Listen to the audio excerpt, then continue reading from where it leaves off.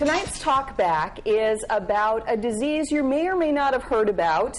It was featured once on an episode of the Fox TV show House called Chiari malformation. It's a disease that affects the brain, and this is Jill Miller, who is going to be organizing and involved with a big fundraiser this weekend, which we'll tell you about a little later. But let's start with, what is Chiari? Chiari is very complicated. It's a neurological disorder involving the cerebellum. The cerebellum has tonsils on it, similar to the tonsils in your throat. Okay. Those tonsils, in the case of Chiari, herniate into the spinal canal, which put pressure on the brainstem, the spinal canal itself, cause many symptoms, usually headaches, back pain, numbness, hoarseness in the voice. Some have actually become extremely debilitated by Chiari. So it can be somewhat mild or terribly severe. Absolutely. Now, according to your literature, it affects 300,000 people in the U.S., which 300,000 is a lot, but when you spread it among the millions in our country, it's fairly rare. It's as common as MS. Okay, according to documents that have been online. It's estimated that MS affects between 250,000 and 350,000 people.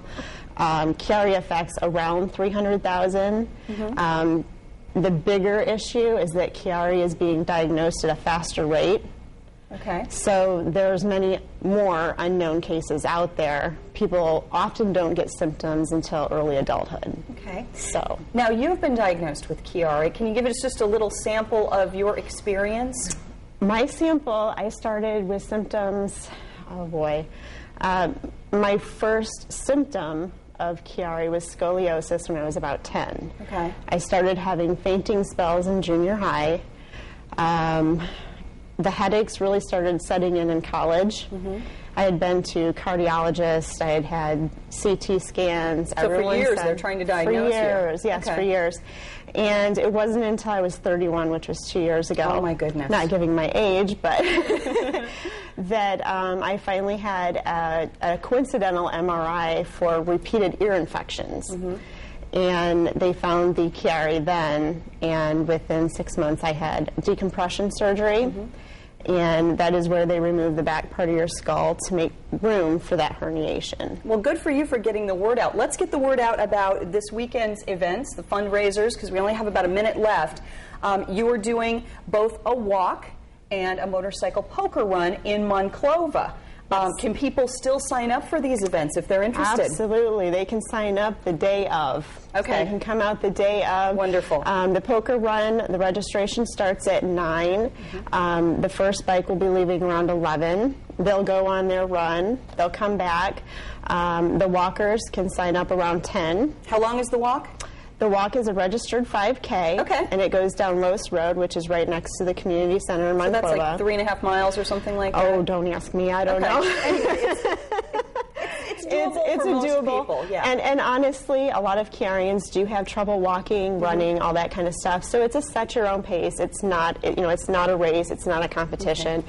Our goal is to bring awareness to the public and to get people in the Toledo area to know that there's a lot of us in this area affected. And hopefully just come out, learn a little bit about it, raise some money for research. And 90% of the money goes to the research? 90% of the money goes to research. We're very, very proud of that because it's much, much needed. Okay. Underscoring September 18th, the walk is at the Monclova Community Center right in the heart of Monclova. And does the motorcycles meet there as well? They meet there as well, yes. And conquerchiari.org is a website where you can sign up or just show up on Saturday for this event. Thank you so much, Jill Miller. Thank you. We wish you the best with your health and with the fundraiser. Thank you. That is tonight's Talk Back.